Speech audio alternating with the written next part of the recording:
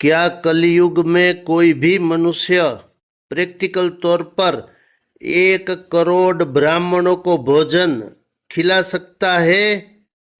अगर खिला भी सकता है तो क्या 100 रुपये से भी कम खर्च में?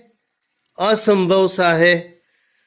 और यहाँ करोड़ नहीं, करोड़ों करोड़ों ब्राह्मणों को भोजन कराने का पुण्य मिलेगा, और वो भी 100 रुपये से भी कम खर्च में। ये कैसे संभव होगा? शास्त्र की मदद से। क्या करना पड़ेगा? मैं पूरा वीडियो बनाऊंगा मोरे श्याम चैनल में। इसे देखिए, लाइक करिए, शेयर करिए, कमेंट्स करिए। अस्तु। बोलिए श्री राधा कृष्ण भगवान की जय।